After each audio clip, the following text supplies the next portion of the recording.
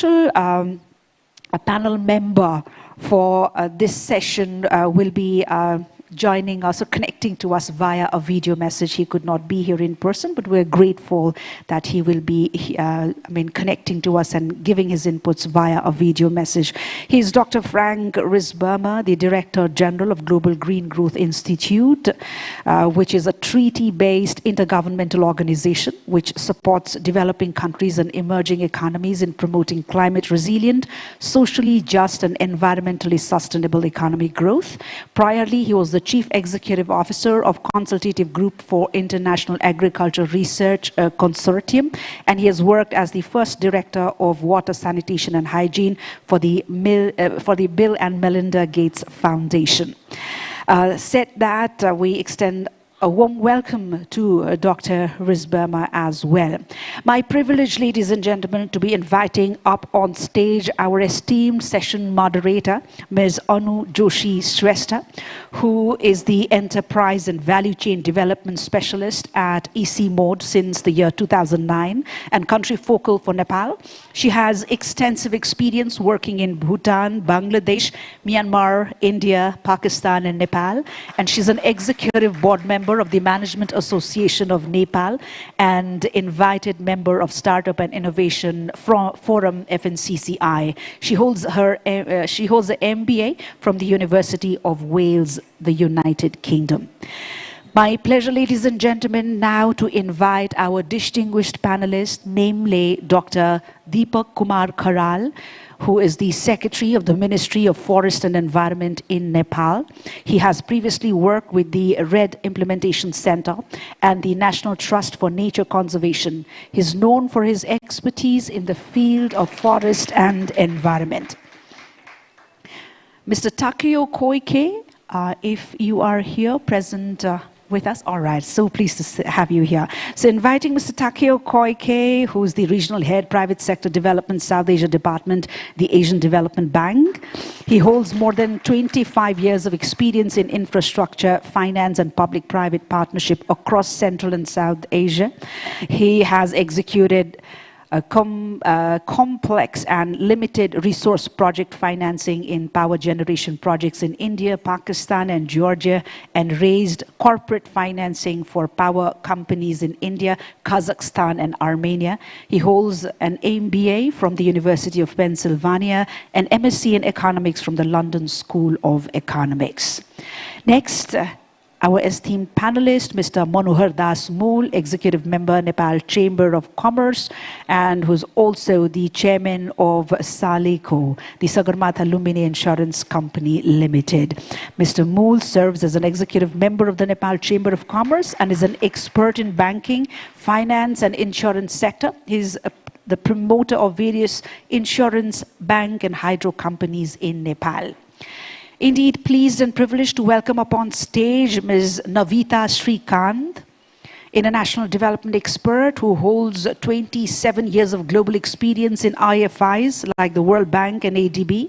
Ms. Srikanth specializes in governance, fiduciary risk, economic crime, and oversight tools. She has led financial crime investigations, including multi-million-dollar fraud cases, and served as a court commissioner and forensic expert. Last but not the least, our esteemed panelist, Mr. Bishal Thapa, who is founder and chairman of Saral Urja Nepal, a senior director at CLASP, an international non-profit promoting energy efficiency and clean energy. With 25 years of experience, he has worked with various government, non-governmental, and private sector partners in the national and international energy sector. Mr. Thapa holds a master's in economics from the University of Maryland, College Park, USA.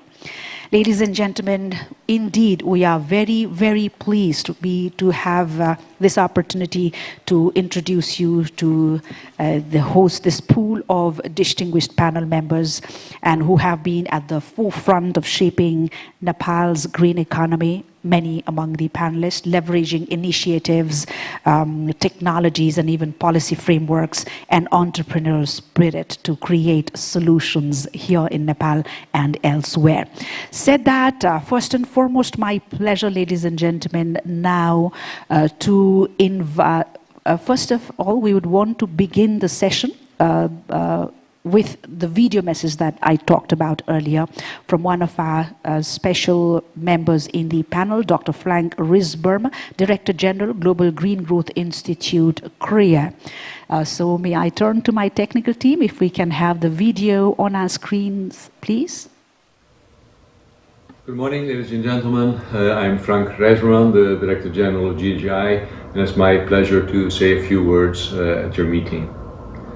GDGI is an intergovernmental organization established in 2012 to support its member states to transition to an economic development model that is more environmentally sustainable and more socially inclusive. That is what we define as green growth. GDGI now has 48 member states and another 20+ countries in the process of ratifying our establishment treaty. So we work with over 70 countries, including Nepal. Our model is that our staff are embedded in member country governments, mostly the ministries of environment, planning and finance.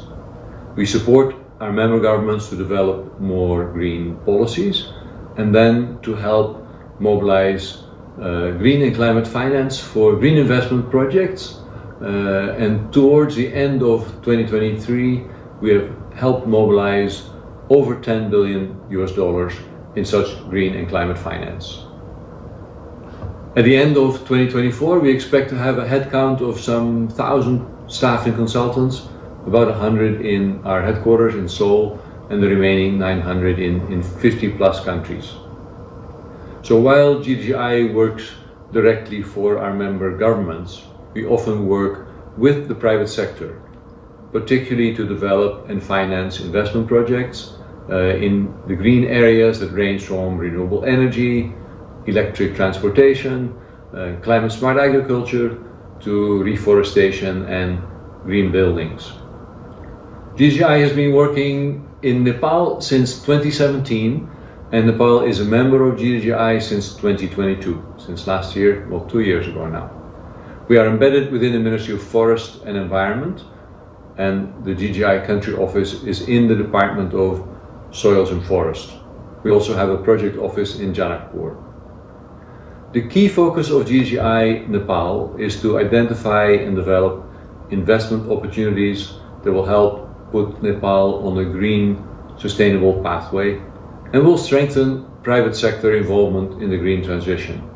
I'd like to take the opportunity to share just 3 examples to highlight our work with the private and also the public sector.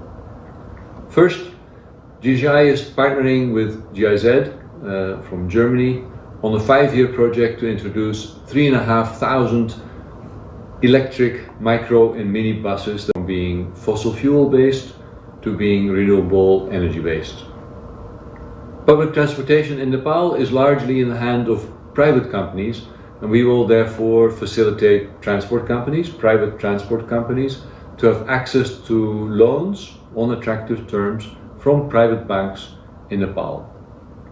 We'll also work closely with the government of Nepal on technical and policy issues, such as technical standards for buses and charging stations, that will nurture a proper ecosystem for the expansion of the agriculture sector. According to the government of Nepal, hydrogen will be a potential national priority. It's a greenhouse gas mitigation technology and a strategic opportunity for long-term sustainable management, working on focused on the brick sector. Brick production in Nepal is one of the main economic activities, contributing to about 10% of the country's GDP and employing 300,000 workers, so the Korean Exim Bank and with sector experts. So while we have other projects in Nepal, particularly a large program to support climate smart agriculture, impacts innovation efforts to opportunities. However, to give a definite course to the deliberations, the experts-led deliberations that begins shortly here at the forum, may I now invite for a presentation Dr. Surendra. Participants, it is a great pleasure and honor for me to be here among with all of you. And I would like to thank the Investment Summit team for organizing this session. For investment in Nepal, as well as in the region. What are the opportunities we have for investments, and which products are the low-hanging fruits, where we see the comparative advantages for countries like Nepal. So ICIMOD, as many of you know, is the International Center for Integrated Mountain Developments. It is a regional mountain knowledge, learning, and enabling center, working on sustainable mountain development, focusing on mountain and the people. It is owned and supported by 8 countries, Afghanistan in the west to Myanmar in the east. So ICIMOD is organized into 3 strategic groups. The first one is about reducing risk of climate and the environment, which also includes reducing the air pollution risk. The second strategic group is about promoting mountain resilient economies and the landscapes. And third one is how we can enhance the regional cooperation, bring these 8 countries together and go with a common voice, the collective voice to all these global and regional platforms so that we are heard better. And the Hindu Kush Himalaya region, as you know, it is a global asset for food, energy, water, carbon, cultural and biological diversity. It extends from Afghanistan to Myanmar, 35,000 kilometers in length and 4 million square kilometers. And it is the water tower. 10 of the major river systems in Asia, they are fed by the glaciers. So the largest mass of the ice besides the north and the southern pole is in this region. That's why we call it the third pole. However, this region is melting 2 times faster than the rest of the world. So this has a huge implications in hydropower, in agriculture, in life and the livelihoods. So that's why we need investment to reduce the risk, which we call triple planetary crisis: climate change, air pollution, which is an emerging threat, and the biodiversity loss, and the build resilience. That's why we need green and resilient economic focus. When you see yesterday, we heard from eminent speakers about the need of road, need of infrastructure, need of hydropower and all those things. So what we need to consider when we talk about the infrastructure is the fragility, the vulnerability of the mountain lands. The hilly and unstable slopes and the unpredictable rains, too little rains, and the prolonged droughts, they are causing number of landslides and the death. If you see in 2022 figure, we had 327 landslides, 99 deaths affecting 992 families with economic effect of 88 million Nepali rupees, which is a big thing. So when we talk about infrastructure, we need to think of resilient infrastructure. The second point, when we talk about investment, we need investment to have a clean air. We could see, we had to divert the flights. We had to close the schools and the colleges. So what we need is investment for air pollution solutions. We could see the examples from Beijing in China. At one point of time, it was very hard to see the sky. So now they have managed to reduce the air pollution significantly. So we need investment to promote air pollution solutions, because air pollution is a big challenge, not only for Nepal, but the globe. If we see the WHO figure, 7 million deaths worldwide every year due to air pollution. The third area where we need investment is restoring biodiversity and reviving life.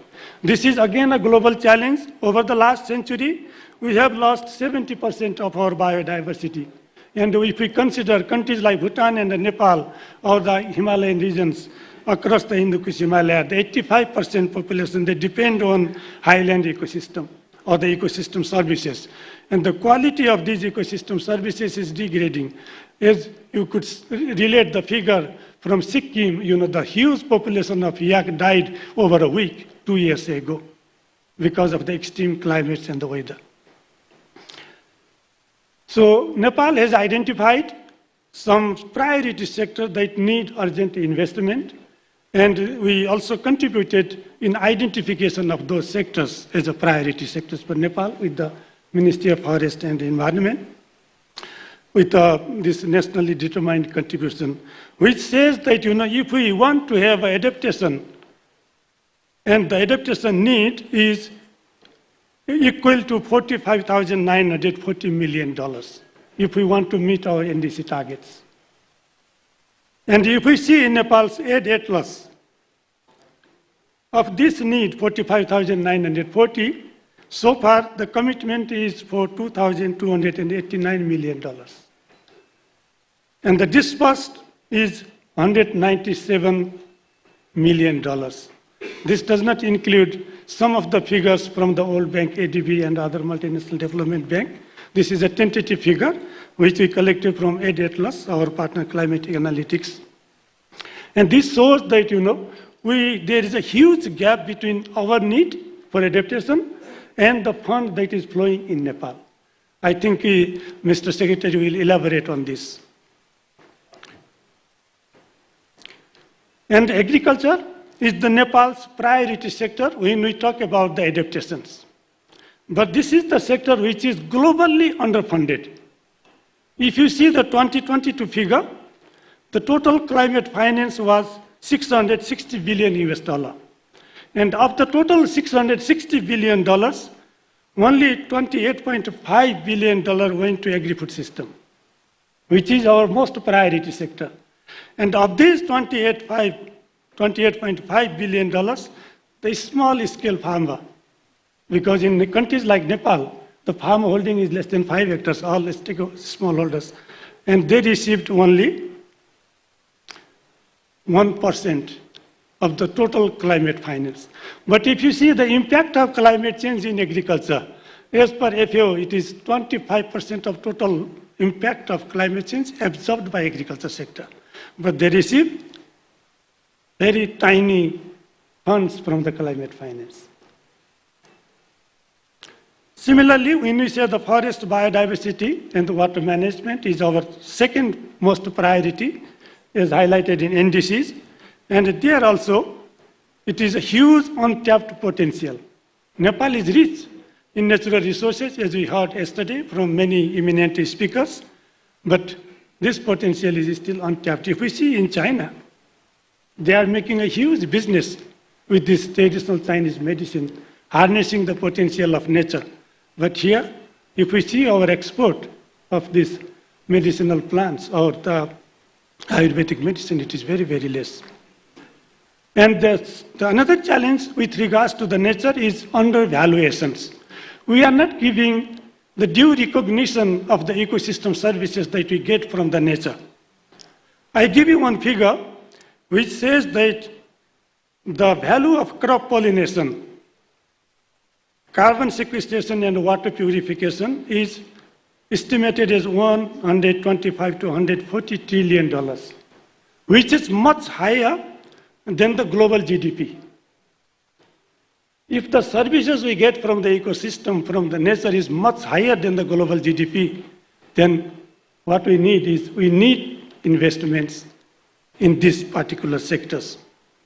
So this is the study conducted in Nepal by Matthew et al. In 2022, 2 years ago, and they are saying that on an average, we are losing $250 per capita due to insufficient pollination of our agricultural crops. But if we see on the other side the potential, there is a huge potential to invest in bees, in honey, and many other value-added products. I did one study in which I could see that, from one single plant, which is called butter tree, cherry plants, we can have 18,000 metric tons of honey in a year. But we don't have a huge investor focusing on beekeeping of the honey, of the NTFPs and the medicinal plants. So this is what I wanted to highlight. And then we have many niche products and nature-based solutions which can be low-hanging fruits for the investors.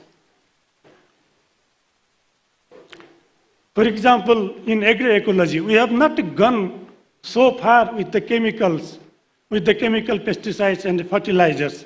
So there is a huge scope to promote organic agriculture, to produce safe and hygienic food in Nepal, to certify them as organic. What we need is investments.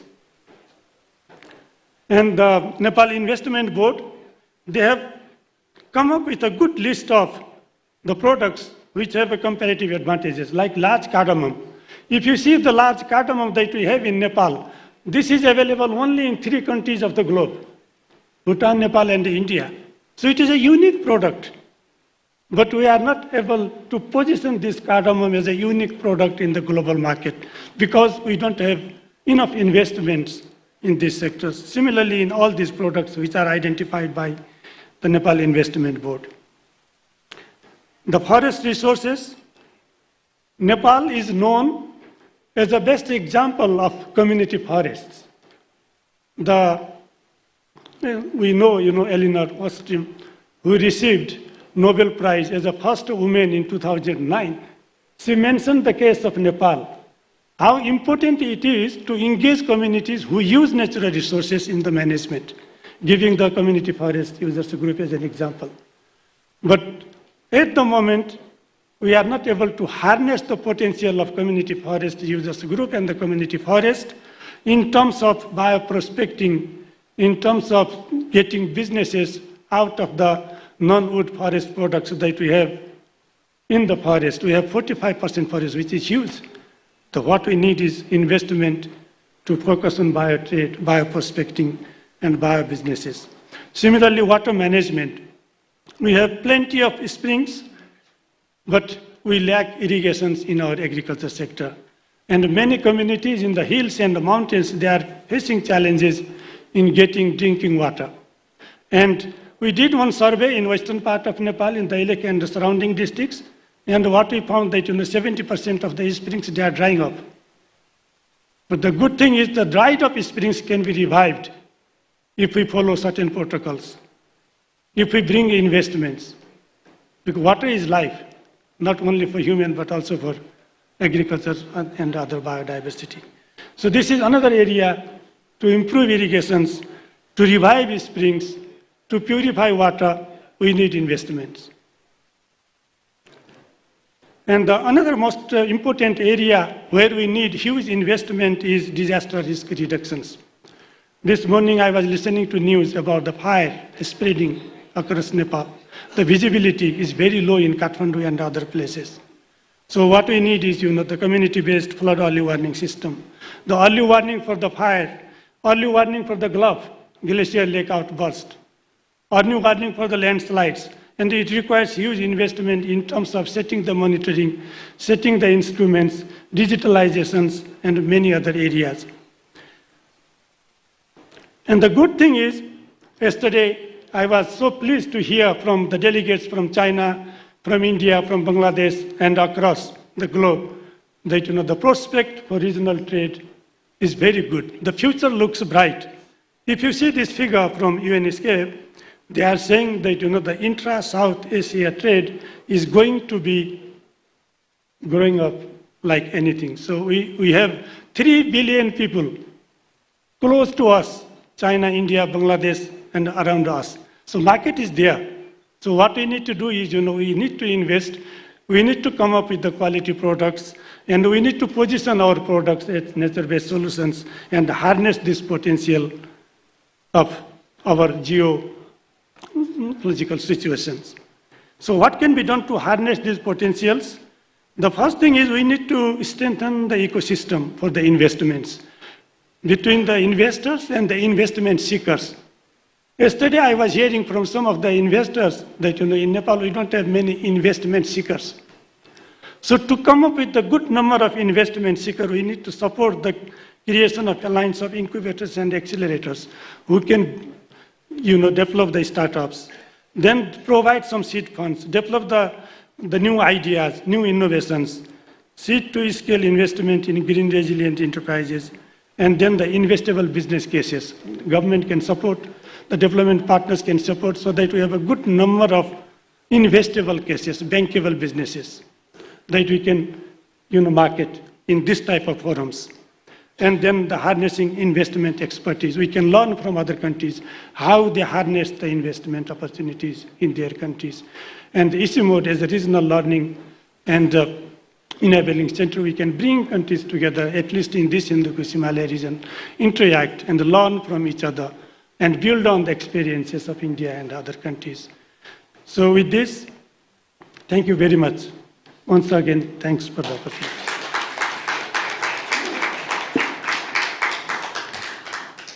Thank you so much. Thank you so much, esteemed President, for this very, very valuable presentation, which, as I said earlier, sets the tone for the major highlight of the session that we are converged here for. That is the panel deliberations, which will be led by the experts in the field and in the very gracious presence of the Honorable Deputy Prime Minister himself. Ladies and gentlemen, we shall witness and be part of this expert-led deliberation, and which will culminate into the statements by the Honorable Deputy Prime Minister as we conclude this session. So with this statement, may I now have the privilege of handing over the forum to the session moderator, Ms. Anu Joshi Shrestha.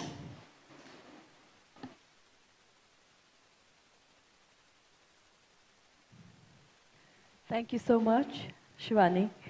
Been a very big fan of yours, so you always moderate it in such a way. I'm a big fan. Chair, if I may start the session. I think a lot has been shared. And we have our Deputy Prime Minister here as well, which really sets the stage for the engagement in terms of policy, engagement in terms of private sector, and where we are going. And I think the summit actually gives us the indication that Nepal is ready. Nepal wants to do something from the policy angle, from the angle for private sector who are really trying to improve with all the COVID happening, and before that the earthquake and the lockdown and everything. The economy wasn't easy for us, but then here we are, and I think we should congratulate all of us that we're here to being so resilient, overcoming all the challenges and then taking up one step at a time for growth and businesses. For us, in this summit, we talk quite a lot about big investment, and it is very, very interesting and very, very lucrative for Nepal as well to really be talking about hydropower, infrastructure, areas where we really wanted to focus on, because that's the very important part of it. But then I think it is also very important not to miss out the small sectors, not to miss out sectors where micro and small enterprises are contributing to. The real need for investment also lies there. It's a little bit difficult thing to do. It's but then the outreach becomes very, very high. And also the growth trajectory of the country would be based on these sectors. So basically where we are looking at is agriculture sector, tourism sector, digitization processes that we're looking at. And the fact that the presenter just said, Dr. Surendra Raj Joshi, who really set the context of what are the areas of opportunity here. If it is climate financing is only contributing 1% to agriculture sector, do we really need to see and focus in this sector or not? Also, the areas that he really talked about is the ecosystem services that we have, water, air, these areas where we never account it for. Do we do the valuation of these ecosystem services that Nepal could actually. So do we harness our comparative and competitive advantage? So this session, ladies and gentlemen, basically focuses on small and beautiful areas where we really are trying to build on and ask for investment and say that we're investment ready. With this, I want to really get into the panel discussion. And in this panel discussion, I think we would segregate it in such a way that we cover the policy aspect first, and then we cover the enabling aspect. Then we get into the private sector, the whole private sector engagement of it. So the practice of the policies that are there, and then what are the areas where, like, we would really want to focus on in terms of enabling services that are required. So with this, without much ado, I would really like to request our Honorable Secretary, Ministry of Forest and Environment. We work quite closely with Ministry of Forest and Environment at ECMOD, and our Secretary Deepak Kharal has been really a person who would finish the line, he would, once he decides, like, then he has to do it. So I really appreciate that aspect of yours. And the question for you, sir, is, given Nepal's existing national determination contribution and implementation plan for mitigation and national adaptation plan, with sector-specific target and resource requirement, the conservation of forest, biodiversity, and watershed emerges as a second priority for adaptation, necessitating around $8,700 million for adaptation action. Where do you see potential investment or finance emerging from to fulfill such requirement? Over to you, sir.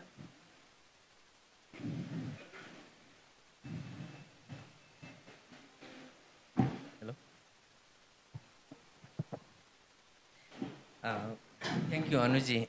First, dear chairperson of this session, Deputy Prime Minister and Minister for Home Affairs, dear colleagues here in the desk, and also invitees and participants in the session. First, I would like to thank the organizer for organizing these sessions, especially focusing on investment in green sector, and also inviting me as a panelist to discuss in this session.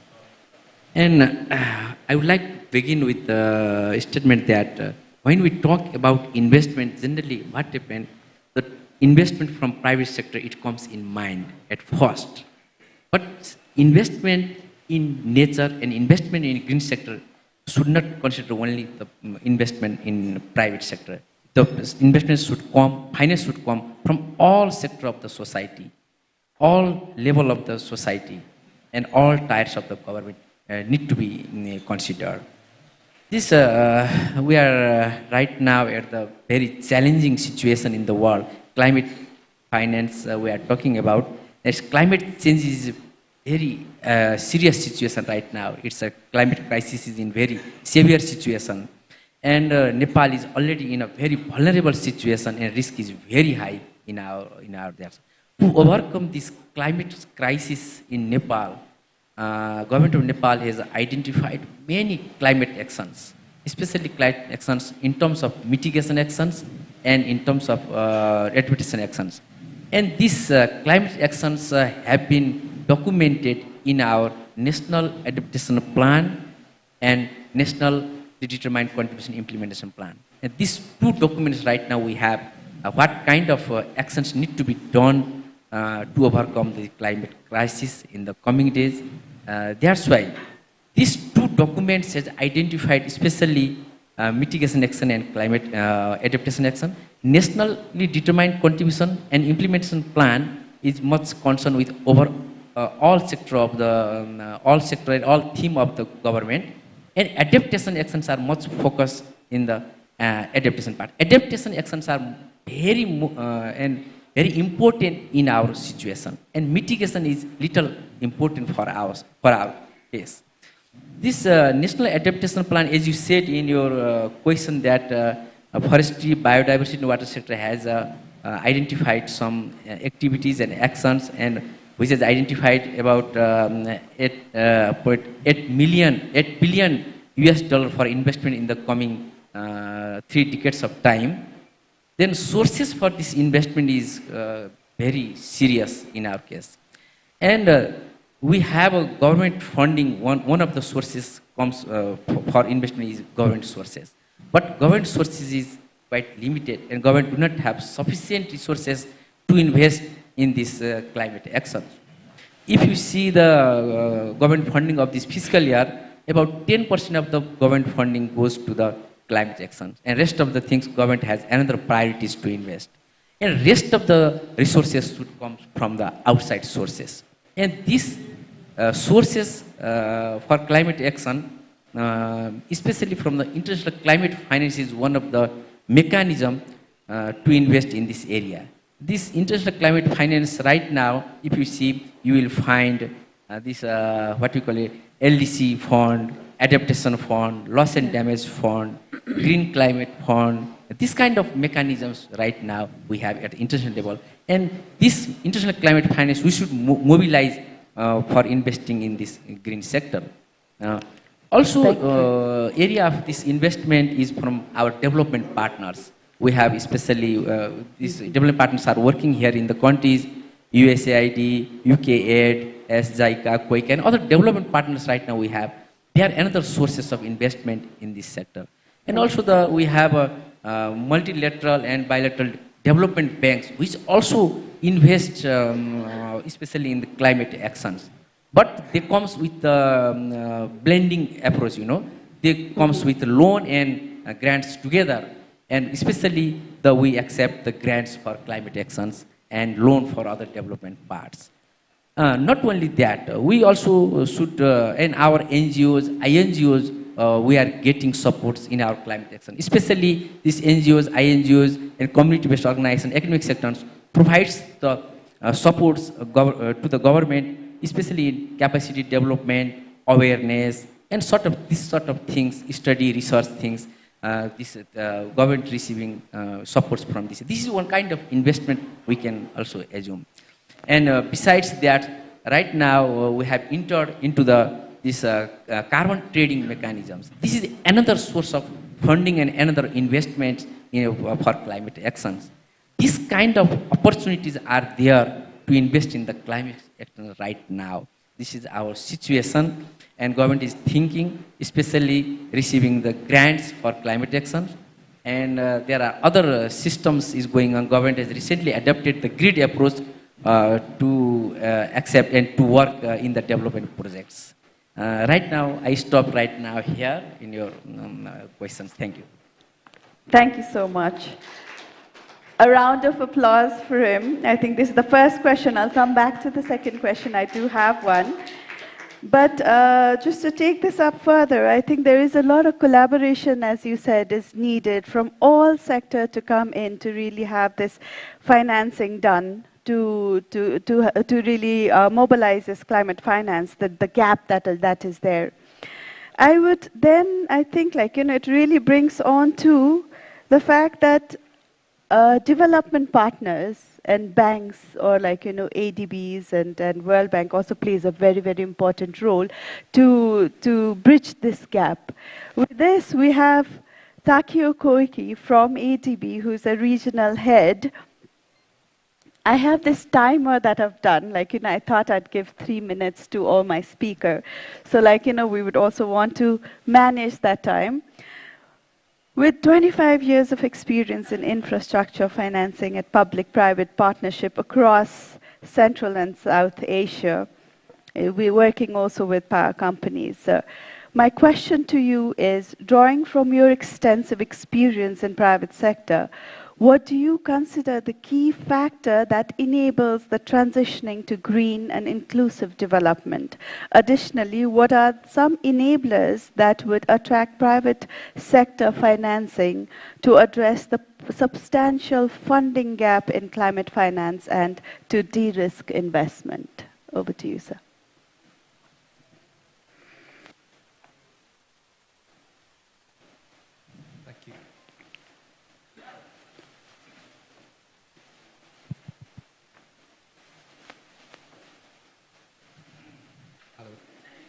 Good morning. Thank you. Honorable Deputy Prime Minister, and also distinguished guests, and then also colleagues. Good morning to you again. My name is Takeo Koike from Asian Development Bank. At this time, I'd also like to thank the organizers for actually setting up this very important kind of discussion place, and then also inviting me as one of the panelists. So coming to the perhaps perspectives and then measures for mobilizing private sector finance into this space. We'd like to actually focus on few kind of key areas. One is, of course, policy guidance. But the second area is achieving good risk and then reward balance to attract private sector. In that respect, the government's role is very important. Also, the donors' roles are quite important. And then, in addition to that, we'd like to stress that the capacity to identify right projects and then structure bankable project structure is also very important. And then ADB is also keen to support such project preparation work to basically, attract interest by the private sector. And then also, I like to emphasize the importance of capacity. It is not a one-time kind of intervention. It has to be very continuous and then has to go on as many projects come up and then delivered. As a kind of long-term, hopefully a long-term trusted and then patient kind of development partner, currently ADB is looking at a very programmatic approach to basically achieve this financing mobilization in the disaster and then climate risk area. First, policy formulation. We are now trying to develop a policy-based loan up to $200 million called Green Resilient Inclusive Development. This basically touches on various different important areas in relation to green taxonomy, carbon trade, and then also multi-hazard early warning system, and then also development of the disaster risk financing. The second area is a technical assistance. We have already launched this called Building Adaptation and Resilience in the Hindu Kushi Himalayas. This is basically a river basin-based approach to identify disaster and then climate risks of existing and then also future projects, trying to identify options for risk avoidance, mitigation, transfer, and then retention. And then also we built a design of early warning system and then a disaster risk financing schemes. And then lastly, we are now developing a concept for a very ambitious financing vehicle called Climate Finance and then Green and then Resilience Financing Facility. We are kind of aiming to look at $1 billion by 50% grant and 50% concessional funds to create 4 financing windows to work with the government, civil society, and then private sector. And then in addition, we like to focus also on entrepreneurs to foster innovation. So with those kind of different level of interventions, we try to also create a good platform and an ecosystem to bring in private sector into climate resilience and then disaster management areas. Thank you so much, sir. A big round of applause to him as well. Brings a lot. ADB has always been a very big part of Nepal, and I think, investment in terms of disaster, climate resilience, climate finance becomes very, very important for a mountainous country like ours, because the disaster, as we are, from the global perspective as well, we are the most disaster-prone country, around top 10 countries. So the areas where disaster, we call that 3 planetary crisis that we have, and disaster becomes one of the biggest, and the focus is there as well, and also having to have that climate financing under that becomes very, very pertinent. Thank you so much for bringing that onto our platform, as well as communicating that to us. Also, the idea in terms of capacity development is very, very important, and to make all the sectors ready for consuming this investment, or to bridge this gap in terms of financing.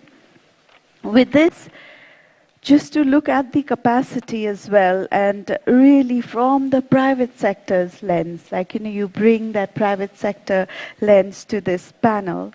Our panelist here, the expert, Manohar Das Mool, who is an executive member of Nepal Chamber of Commerce and has led a lot of private sector where he's a chairman for insurance companies, hydropower companies, banks. He's also promoted, is a promoter of banks.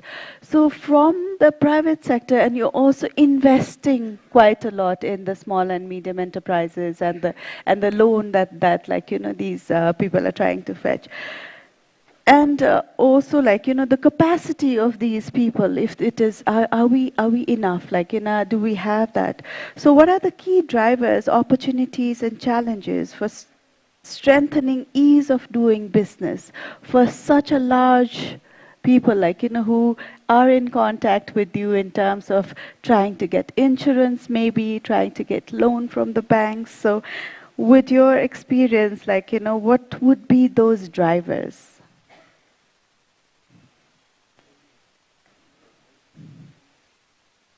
I think it'll come in a while. Yeah, it's coming. Yeah, I think it's working. Thank you, Anuji. Right Honorable Deputy Prime Minister and Foreign Affairs Minister, and the esteemed panelists here with me. Regarding your question, for strengthening the ease of doing business in Nepal, it requires a comprehensive understanding of the key drivers, opportunities, and challenges facing the country. I think here are some of the key factors to consider. The key drivers, the government initiatives. The Nepalese government has to show the commitment for attracting foreign investment, and for this, I think the government has implemented the one-window policy for business registration, and establishment of the investment board itself demonstrates to streamline the processes. It demonstrates the Nepalese effort to streamline the processes. Also recently, the government has amended various acts that shows that the government is serious to enhance the business environment in Nepal. Secondly, strategic location. Nepal is strategically located between India and China, and which presents opportunities for trade and investment, particularly in sectors such as tourism, hydropower, and infrastructure development. Thirdly is natural resources. The country's abundant natural resources, including water resources for hydropower generation and scenic landscapes for tourism, provide opportunities for investment and economic growth. Then the young workforce. Nepal has a relatively young and growing workforce, offering a potential demographic dividend for businesses seeking skill level at competitive wages. And of course, infrastructure development. Investments in infrastructure, including transportation, energy, and telecommunications, can improve the connectivity and thus reduce the cost of doing business in Nepal. Now, coming to the opportunities, tourism. I think it has been said many times, Nepal's rich cultural heritage, biodiversity, and of course, scenic landscapes and adventure tourism opportunities present significant potential for growth in the tourism sector. Energy is another sector. With its abundant water resources, this has been said many times and again, Nepal has a potential to become a significant exporter of hydropower, attracting investment in energy sector and for the infrastructure projects. The potential for solar and wind energy also is immense. We have a ready-made market for energy-hungry countries that are our neighbors. And of course, agriculture and agribusiness. Agriculture is a key sector of the Nepalese economy. I think this has been said earlier also. And there are opportunities for investments in agribusinesses, including food processing, agricultural technology, and export-oriented agriculture for high-value agro-products. And of course, the food processing industries have a multiplier effect on the economy. Information technology.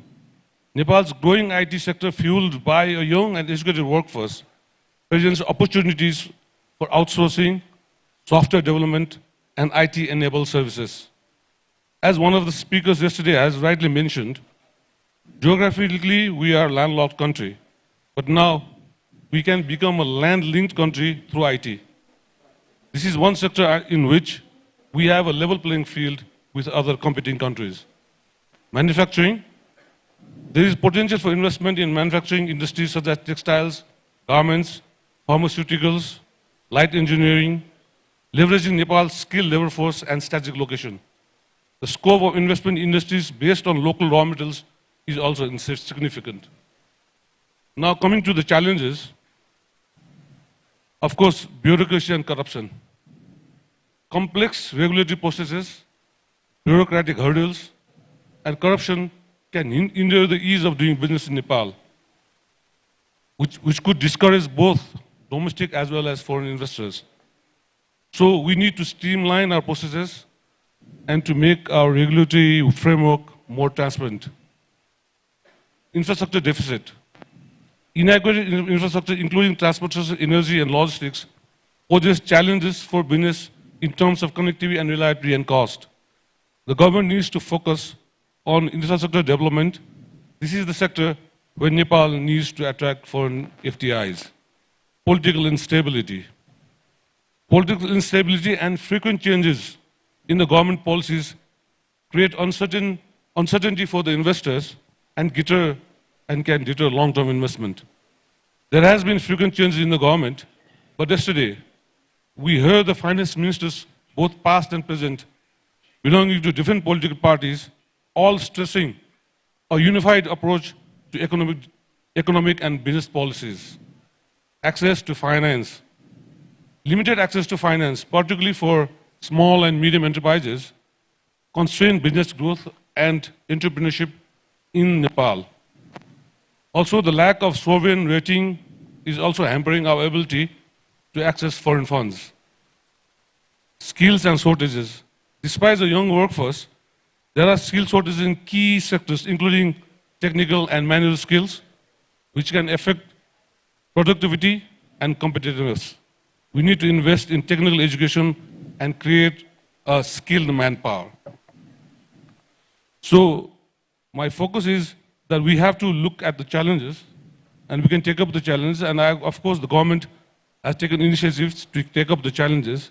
And also, if you look at the World Bank Index for ease of doing business, I think Nepal is ranked around 94, I think.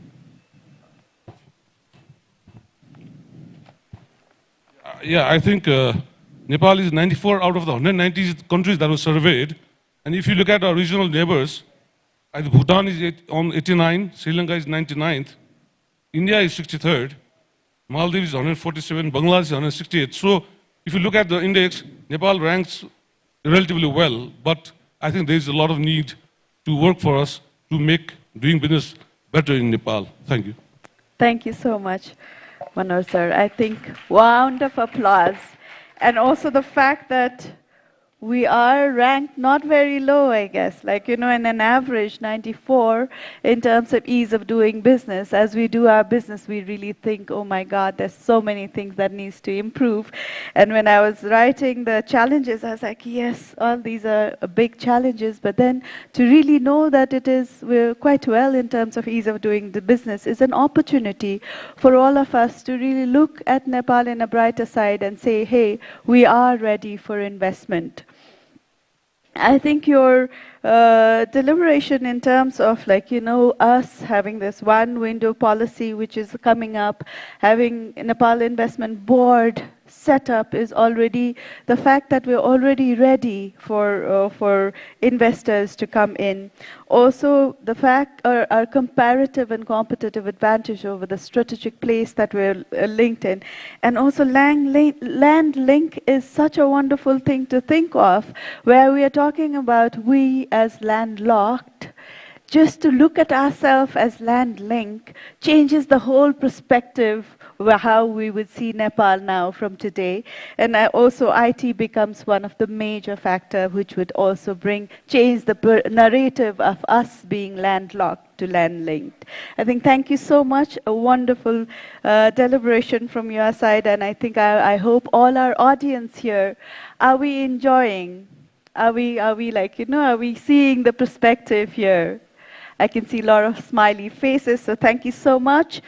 With this, we have an international guest here from India, and then we specially invited Navita Srikanchi, who is an international development expert, has worked in various government and international organizations like ADB, World Bank, as well as together with the government of India, and has an extensive experience working with Nepal government in terms of looking at various risks such as like crime, fraud, and how do we mitigate such risk? How do we really, if you are to really look into the investment bit of it, the risk becomes very, very important to be looked at, and also how these risks are like embedded in the governance structure.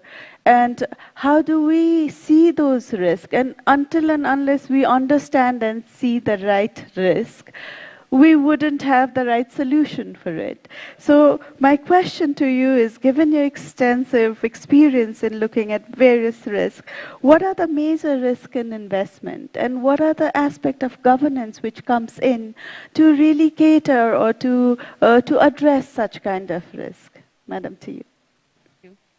A very good morning, audible? A very good morning, session chair, with your permission. Distinguished excellencies, distinguished guests, ladies and gentlemen. First of all, I would want to express my gratitude to Government of Nepal for inviting me, having me here. And also would like to acknowledge the success of the inaugural session. Really want to commend the excellent work that Government of Nepal has done and the resounding success which was well noted yesterday. I had a great opportunity to work with Government of Nepal back in 2015-16 when not only I looked at the local government but the entire area of the anti-corruption and the governance. So probably a lot of what I will share comes back with my experience of having worked here, and will bring in the Indian experience as well as the global. I think when we talk of investment in green and climate resilient businesses, let me just take investment away for a second. And if I'm talking about green and climate resilient, then I'm talking about adaptation. So I'm talking about change behavior. And change behavior doesn't happen at the center. The policies are made at the centers. The adaptation or the change behavior happens at the last mile. This is where I would want to push back and leave that thought that the role of the local, where the adaptation has to be the change behavior, that becomes important, that how is the last mile getting integrated in the policy implementation, which means then also in all the investment strategies.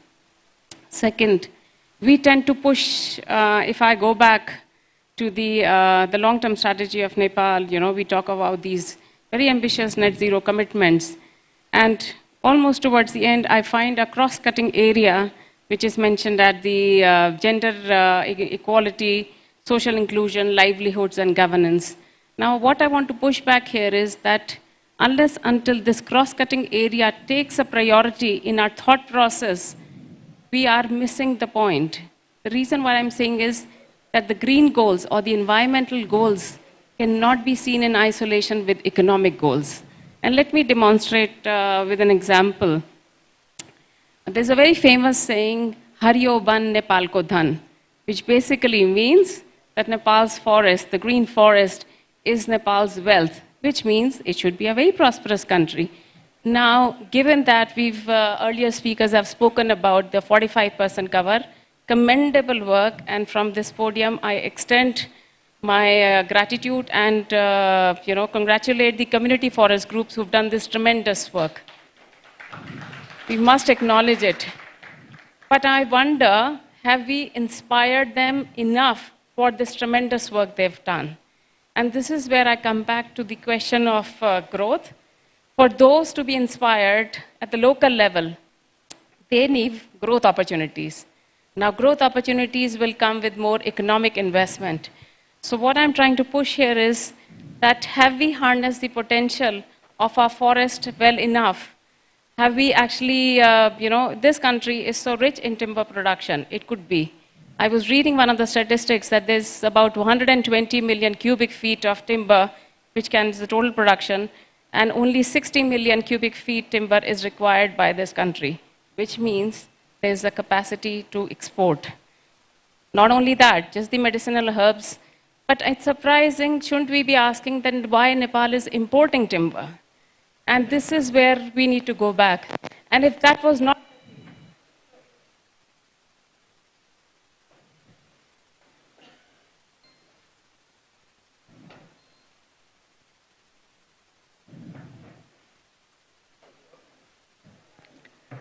Sorry for the technical glitch. Are we changing the mic?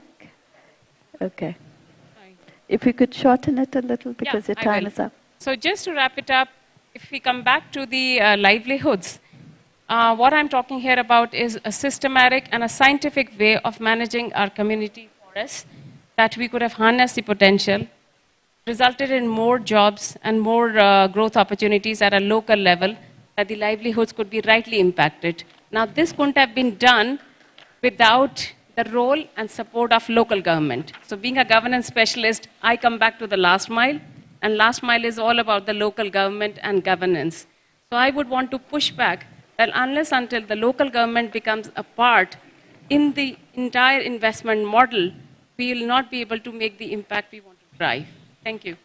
Thank you so much, Navitaji. A round of applause. I think very, very important that we also look at from private sector, we're going into the local governance and at the local level, how important it is to have the buy-in from the local government themselves to look into climate change, climate financing perspective that we are actually looking at. With that, we have a last speaker, but then this is my first round, and I can see our CEO here who's like, waiting, so I don't know if I can have another round, but I do want to take one more round just as a key takeaways from each of us. So with this, I would like to go to Bishal Thapaji, the founder and chairman of Saral Urja Nepal, worked in government and non-government private sectors and national and international organizations in energy sector. And energy, I think, has come up very, very pertinently, and then is an asset to Nepal. So I thought we really think it is an important aspect to be discussing on in this platform, where we're not just talking about a big plan, but also alternative energy sources. So sir, my question to you is, with Nepal's focusing on hydropower, what are the small opportunities and challenges you see in getting investment in other alternative sources of energy, such as solar?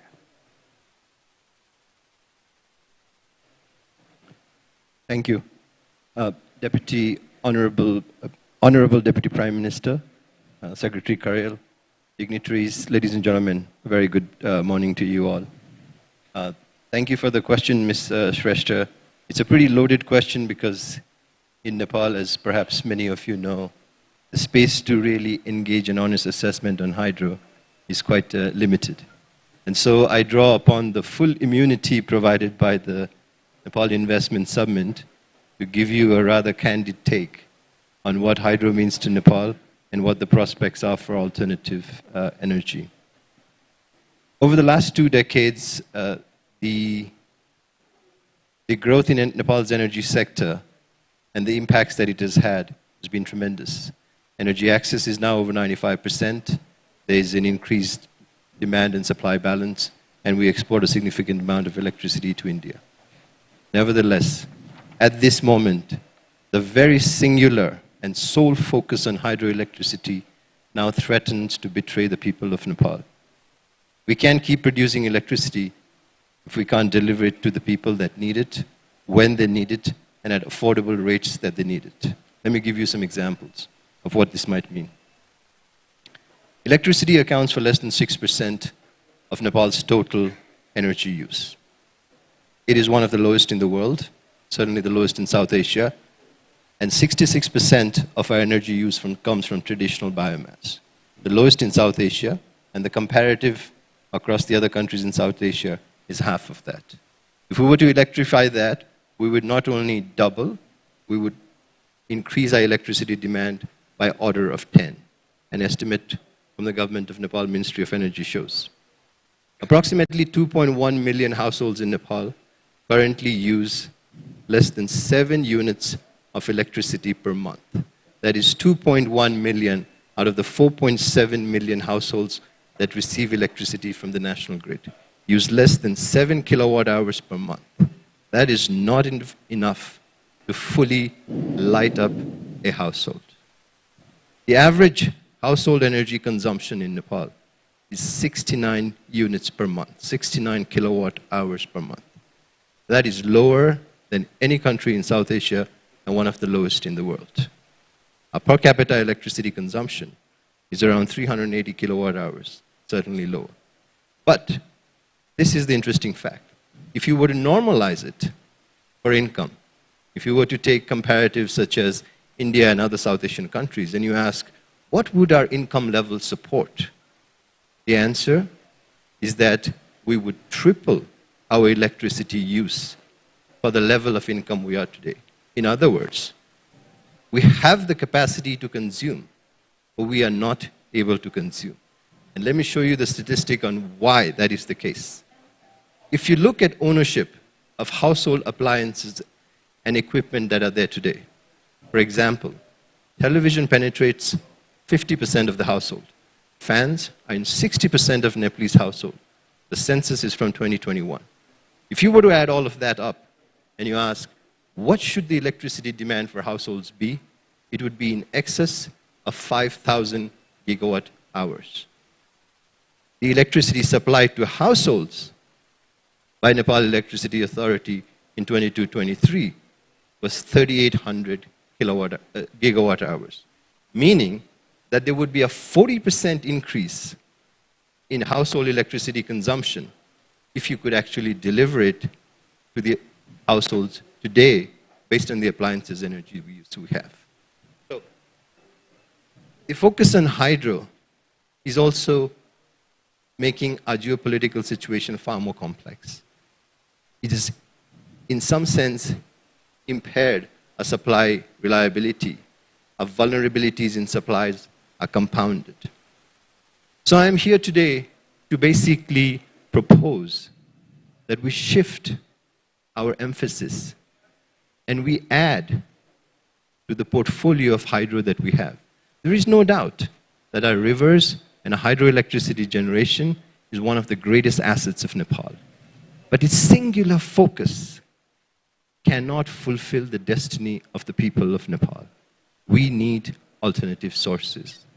I'm here today to call for an investment in distributed solar. And by distributed solar, I don't mean the centralized solar plants that supply electricity to NEA. I mean systems that provide electricity directly to the consumers. These are not off-grid systems. These are systems that are integrated with the grid, that today can add to reliability, can add to affordability, and can provide and multiply the clean energy supply that is available to consumers.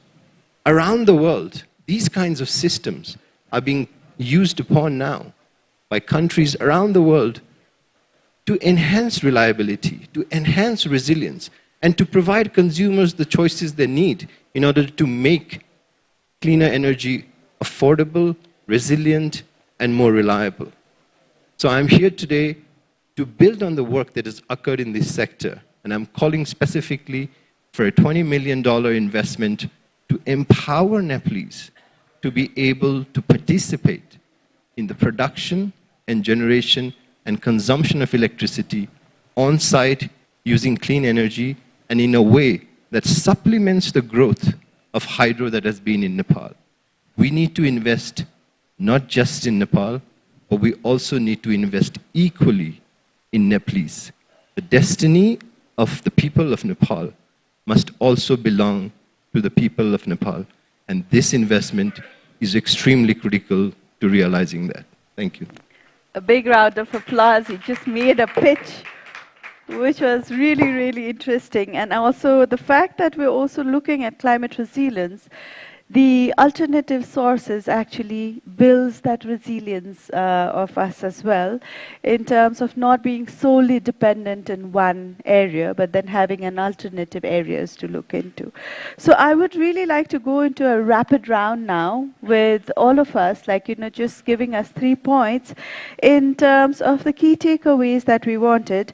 And I would like to start with our secretary, Deepak sir, to really look at what are the instruments that are here. I can just to say, like, what are the instruments, what is ministry doing in terms of, like, really tapping on to those investment, and to also to aim these sectoral targets that we have as well. So 3 key messages that we want to give on what we are doing at this point of time. Okay, thank you again.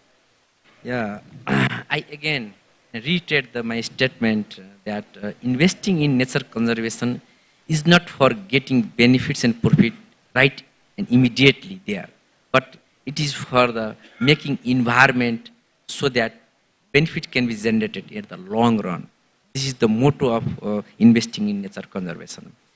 And about the financial mechanism, you said for this climate investment, you said that we have number of mechanisms, especially the thing is that government budgetary system is one of the most robust mechanisms here right now. But the thing is that our government is not capacitated to invest all of this requirement can be met. Only about 5% of the total this climate action missions can be met out of that. And rest of this funding should be come from outside. And that's why, as I said earlier in my presentation, this international climate finance mechanism and multilateral development bank, and also our development partners, our private sectors, all are there to finance in the climate action, That's why, but the role of the things is government is to coordinate the things, to make the environment robust one. And we have right now 3 tiers of the government, and 3 tiers of government also allocate the budgets for this climate action. But it is not sufficient, as I mentioned. This is the climate finance mechanism right now we have adopted, and we also have some special funds to get benefit and to get funds from that, like Forest Development Fund and this Environmental Conservation Fund we also have. We can utilize these things for our climate actions. This is the major financing mechanism right now we have, and we are making it more comfortable with the international finance and private finance also. The instrument you talks about that attracts the climate finance is that, first I would start with the policy instrument right we have. We have a climate change policy, and it says that one of the objectives of that climate change policy is to promote the green economy and work with these low carbon developments. This is the one of the instruments, and this is the things that facilitate in investment in this green sector. And as I mentioned earlier, that government recently has adopted this green, resilient, inclusive development pathways. It means that any projects that is being developed and will be developed in the future should be built in such a way so that it would be climate resilient. And these projects should include this climate component in their systems. This is the things that the government of Nepal has already adapted it. This is the one area. And policy, I already mentioned this is there. And we also have a regulatory mechanisms which provides the facility, which facilitate for climate investment. We have a Environment Conservation Act right now, and we have a provision of investing in adaptation action and mitigation actions there. And there is also provision of to take part in the international what we call it carbon trading. This act has given permission to the government to take part in the international carbon trading. This kind of instrument and this kind of situation government has built so that investment can be made easily over there. And few things, as we said earlier, and investment in nature and investment in climate action, especially in the adaptation action, agriculture and forestry sector is the prime one. We should think over that. And it should be sustainable in the long run. And for that purposes, for especially I would talk about this green sector investment and what we call opportunity for investment in the green sector, especially forestry sector. I would say there are few projects and areas where the investment can come and enjoy in this country. Only nature-based tourism development is one of the area where investment is potential from the private sector. And they can get benefit and profit from this involving in this sector. Another important area for private sector to be involved in is that the large scale investment in wood-based industry and furniture development. We know that more than 10 billion Nepali rupees we have been exporting foreign currency to the outside for importing forest products and other things. And we need to, if we invest more within the country, then that can be saved for our economy. And this is another area where the investment can be made. And also we have, right now government has changed its acts so that this wildlife farming can be done within the country. And people enjoy these products of wild, domestic, wild animals meat over the countries. And this is one of the areas where the private sector can be invested and can be attracted, and government has given a permission for that purposes. Also, the zoo management is one of the area. Right now, we have a small zoo in the Jaulakhel, which is not sufficient. This is beyond the capacity of the capital. Now, government has also facilitated and changed its acts in the National Park Acts so that zoo can be operated and can be run through investing it in this area. This is another area. It requires large amount of money, of course. That's another area is that. Also the hubs and NTFPs we have. Our earlier presentation, Surendra Joshi from ICMOD has clearly spelled out about the areas of investment in the adaptation action and mitigation action. And hubs and NTFPs are our own resources. And it's our capacity. It is very important resources for the country. And the investment in cultivation, processing, and marketing in this area is under scope there. And so that this private sector investment can be generated in these areas. Also, the agroforestry, our students also mentioned that there are lots of activities where this private sector can be attracted in this green sector. But again, reiterate that investing in nature should not be think in the profitable terms and benefit at the right moment. It should think in the long run. And therefore, I request all the investors, all the parties, all the sector of the society, and to invest in the nature conservation so that our environment could be sustainable for the long run. Thank you. Thank you so much. Thank you so much. A big round of applause. I think, the areas touched upon would be a policy guidelines for all of us as well to really look into and harness those opportunities that are here, not just at a bigger scale in terms of hydropower and infrastructure, but small areas like agriculture, non-timber forest products, and then the opportunities that lies there. Wildlife farming is an interesting area, we looked into agroforestry. I think these are the areas which we would really want to focus on, and thank you so much for bringing highlight to those areas on asking for the investments to bring in those investment. And I believe that once the policy buy-in is there for us, then I think everything will be steered in a proper way. With that, I would like to go to ADB's commitments to, if you could have 3 key messages that you want to give in terms of how do we steer this investment, how do we make this conducive environment for businesses in Nepal?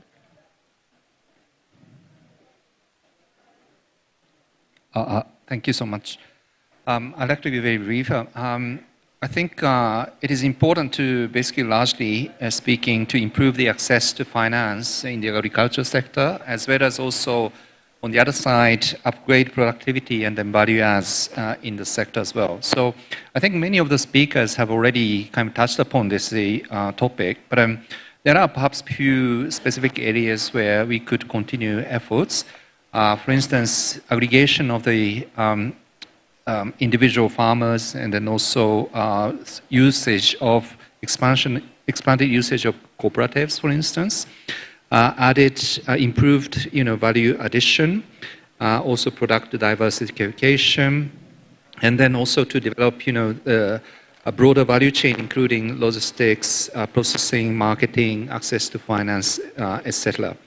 It is also important to also note that introduction of new technologies is also a key area where ADB is willing to support. So all in all, in addition to some of the enabling kind of interventions that I mentioned earlier, I also touched on a few kind of specific transaction level kind of innovation which we are looking at. For instance, we hope to introduce local currency financing to serve better to the needs of the local communities. Introduction of blended finance to basically make the financing terms more competitive and affordable. Introduction of credit enhancement facility, guarantees and so forth to mitigate some of the risks for the financiers. In relation to local currency lending, we may also explore risk participation, working with the local financial institutions. And then also, I just mentioned creation of seed investment facility by combination of equity and a grant. By those kind of things, I hope more kind of financing could be facilitated into the agriculture sector. Thank you so much. Agriculture being so neglected, I think it is very, very important to have those focus, as well as financing becomes pertinent for any industry to go. So risk participation, creation of seed investment would actually encourage more and more farmer to become an entrepreneur and not just farmer. With this, I would like to go to our private sector representative who would then discuss, to Manohar sir, I think how can we transition to facilitate the traditional sector as an infrastructure and hydropower towards green businesses and small and medium enterprises centered around agriculture, forestry and natural resources. Our Deepak sir actually talked about how important these sectors are from the business lens, how do businesses transition and make that into a lucrative business? Thank you, Anuji, for the question. For the facilitating the transition, I think it involves several strategies, mainly policy support. This could include like tax breaks, subsidies for green initiatives, and regulations that favor sustainable practices. And financial incentives. This could involve grants, low-interest loans, or venture capitals, specifically target at green businesses. Also, capacity building. We should offer training and education programs to help traditional sector workers acquire the skills needed for green industries. This could include vocational training in sustainable agriculture, forestry management, and renewable energy technologies. And of course, research and development. We should invest in research and development to spur innovation in green technologies and practices. Encourage collaboration between academia, industry, and government to develop new solutions for sustainability. And of course, PPPs, the public-partner partnerships. We should foster partnership between government, private sector companies, and NGOs to drive investment and innovation in green industries. PPP can leverage resources and expertise from multiple sectors to accelerate the transition. We need the market access also. So facilitating market access for green businesses by promoting eco-friendly products and services, establishing certification standards for sustainability, and creating platforms for marketing and distribution. Now, infrastructure development also is another strategy. Invest in infrastructure that supports green industries, such as renewable energy infrastructure, sustainable transportation networks, and eco-friendly manufacturing facilities. Of course, we need the community engagement also. Involve local communities in the transition process by consulting them on sustainable development projects, providing opportunities for local ownership and participation, and ensuring that green initiatives benefit local economies. Information awareness campaigns also to be taken up, raise awareness about the benefits of transitioning to green businesses and SMEs among stakeholders, including businesses, investors, policymakers, and the general public. Provide information on the environmental, social, and economic advantages of sustainable practices. And finally, incentivizing collaboration. Encourage collaboration and knowledge sharing between traditional sectors and green businesses. For example, traditional infrastructure companies could partner with renewable energy firms to incorporate green technologies into the projects. By adopting these strategies, government, businesses, and communities can work together to facilitate a smooth transition from traditional sectors to sustainable and green businesses centered around agriculture, forestry, and natural resources. Thank you. Thank you so much. I've been told that we really have no time at all. So just one key message from your side in terms of like, what should we take on further? What I'll do is I'll take 1 minute, but quick 5 messages. Okay. Yeah? So first is the newer technologies. And I just want to talk about one quick example. About 20 years back, one river project was started back in India on the conservation. 20 years later, there was a lot of complaint that the project has not delivered. The Supreme Audit Institution used the entire geospatial tools to find out the time that the river inlet, so the DPR basically was not correctly prepared, and geospatial tools was used to find out that river inlets were not as many correctly pointed out. So what I'm trying to point out that newer technologies help you in actually having the right data as a base for then doing the right DPR and then seeking the investments. So I would definitely urge that the National Planning Commission does use a lot of new technologies for the right assessment and the right DPRs being done. 1, 2, back in 2016, the UN adopted a resolution where preparation of natural resource accounts was adopted by 190 countries. And I tell you proudly that India has embarked on this journey, and today, mineral, energy, the entire mineral value chain from the stock to the quality, where it is moving in the chain, where it ends up, is all identifiable, it can be tracked, it can be monitored, it can be audited. So I would highly urge today that Nepal embarks on this journey of adoption of these preparation of natural resource accounts. Third, very important, is we've spoken about significant energy infrastructure in coming decades in this country. We really need to invest in security, and I don't think we've spoken much about security apparatus, that these critical energy infrastructures require significant security, both from the physical and the cyber security. So I would urge that it's time. We are seeking huge investments in hydro. It is time that we can also demonstrate from Nepal that we are ready with all the security backup. Last and not the least, responsible business conduct. Today, presently in the country, in Nepal, we have voluntary guidelines on responsible business conduct. And it's time, and probably because the listed companies were predominantly banking and finance. But today we have hydro companies which are listed companies, we have cement companies which are listed, and going forward there will be more. In India, what we have is responsible business conduct guidelines, which are driven by the UN guiding principles on business and human rights, Paris Convention, ILO norms. So it's really time that I request the Nepal government that one of the important outcomes from this summit should be about responsible business conduct guidelines. Thank you so much. I think very, very important key 5 messages, and then a round of applause.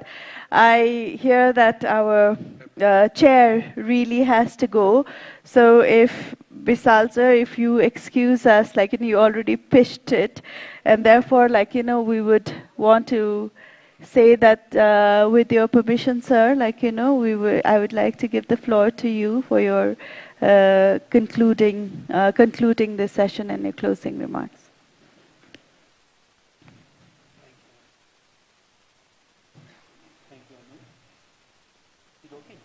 Or would you like to, sir, go to the podium? Yeah, or you, yeah, okay. Thank you, Anu, for guiding the session skillfully. Thank you, distinguished panelists, for sharing your expertise and wisdom to this august gathering on the potential and necessity of green and climate resilient business and development infrastructure in Nepal. Thank you, participants, for listening to the deliberations very attentively, and I hope that it will be advantageous to you too.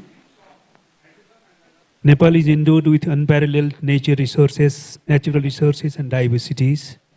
The Himalayas, towering in the north, provides global services and has nurtured the whole of South and Southeast Asia. The greenery is abundant throughout the country, work as a natural buffer to climate change.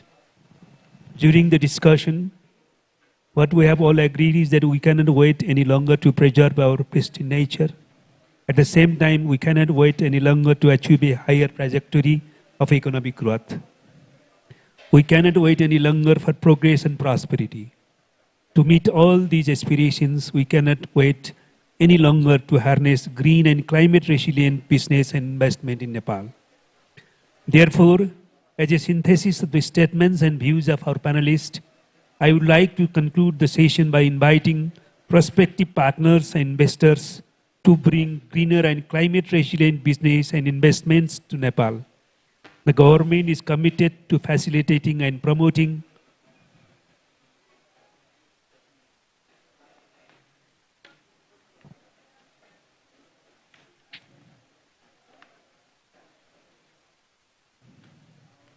these businesses, recognizing their multiplier effect on the economy and the environment. Let us join hands together towards a prosperous future where our economic growth blends in harmony with our nature. And with this, I declare the end of the session. Thank you. Thank you.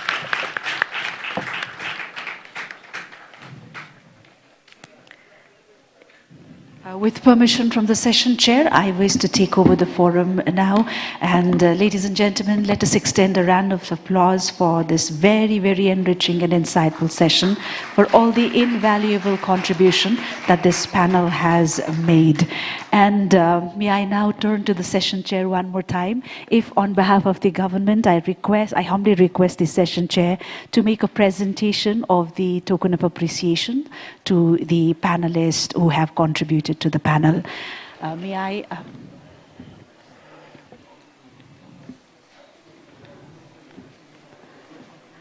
I request the esteemed panelists to kindly come forward and receive this token of appreciation from the organizers, from the our Honorable Deputy Prime Minister, Mr. Bishal Thapa, Founder and Chairman, Saral Urja Nepal.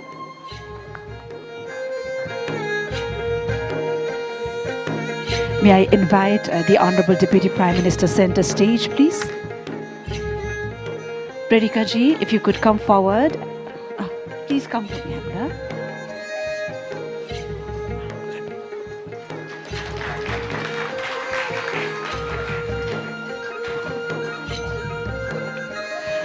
Ms. Navita Srikant, International Development Specialist. This is extending our deep felt gratitude.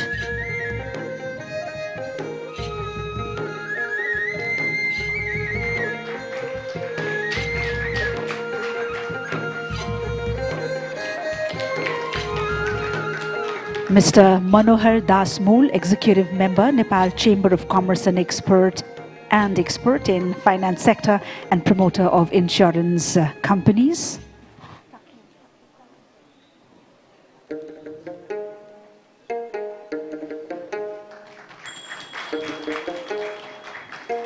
Mr. Takeo Koike, Regional Head, Private Sector Development, South Asia Department, ADB.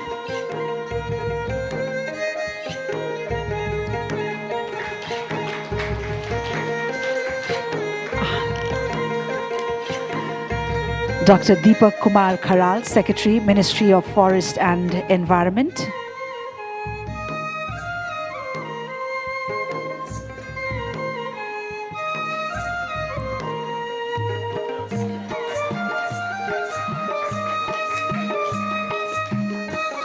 To Dr. Surendra Raj Joshi, the presenter, who is the coordinator of High REAP.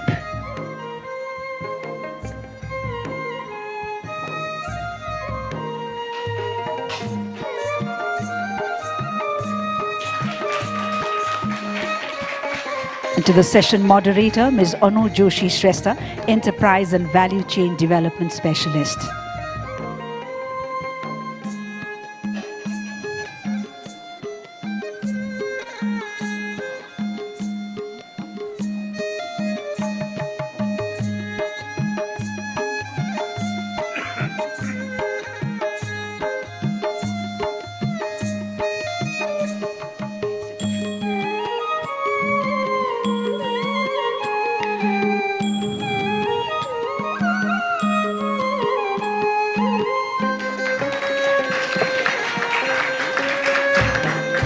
And ladies and gentlemen, with deepest honor and respect, we take a moment to invite the IBN CEO, Mr. Sushil Bhatta, to extend our honor and appreciation to the session chair, the Honorable Deputy Prime Minister, as well as the Honorable Foreign Minister, for not only gracing us as the session chair and making very important observations and statements, but also for his guidance, supervision and direction that he's given to the endeavor undertaken by the entire team. Thank you, Honorable Deputy Prime Minister, and to the entire panel. May I request all of you to kindly step forward for a quick photo opportunity before we call the session off.